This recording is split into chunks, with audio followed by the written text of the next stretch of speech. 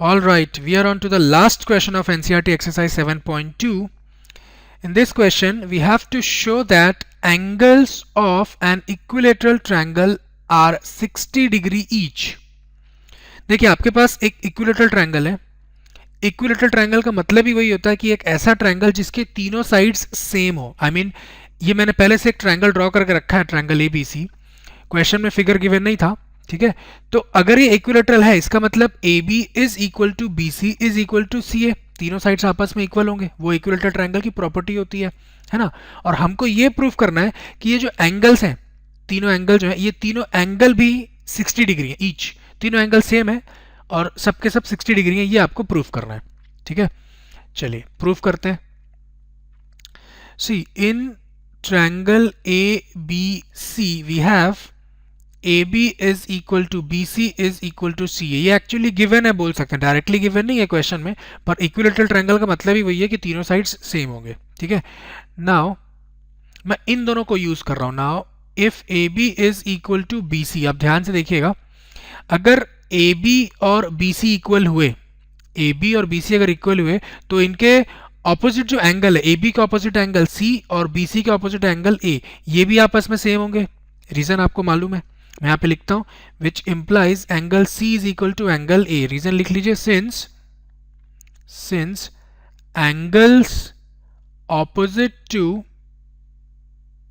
Equal sides are equal. ये reason आपको मालूम है, ठीक है.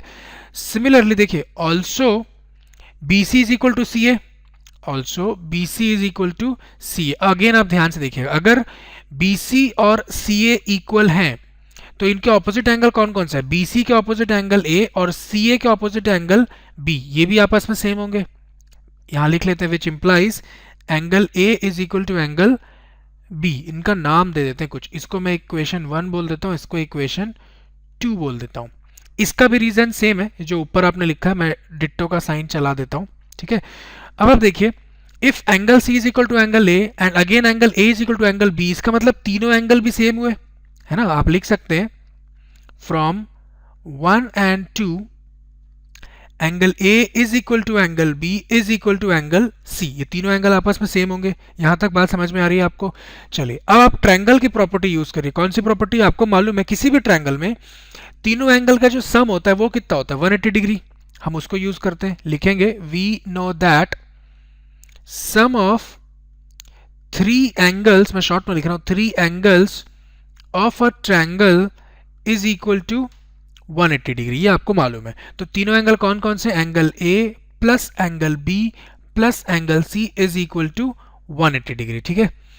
Which implies angle A as such plus angle B के प्लेस पे अगेन एंगल A लिख सकता हूं मैं, प्लस एंगल C के प्लेस पे अगेन एंगल A लिख सकता हूं. आप देख सकते हैं, यहां भी देख सकते हैं, एंगल C के प्लेस पे एंगल A लिख सकता हूं because of equation 1 and angle B के प्लेस पे एंगल A लिख सकता हूं बिकॉज ऑफ इक्वेशन 2, ठीक है. आप इंडिविजुअली इनको कंसीडर करिए या फिर मैंने जो इसको लिखा एक ही बात है, इज इक्वल टू 180 डिग्री. अब आपको आंसर दिख गया होगा, angle A plus angle A plus angle A, ये 3 टाइम्स ऑफ एंगल A हो गया, is equal to 180 degree which gives angle A as 180 degree over 3. ये 3 RHS में जाके डिवाइड हो जाएगा, which gives angle A as 60 degree. 180 upon 3 is 60.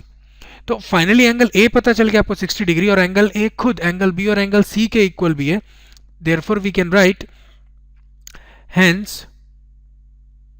angle A is equal to angle B is equal to angle C is equal to 60 degree. ये हमने prove कर दिया, hence proved. So this completes our solution as well as entire exercise 7.2 हमने complete कर लिया.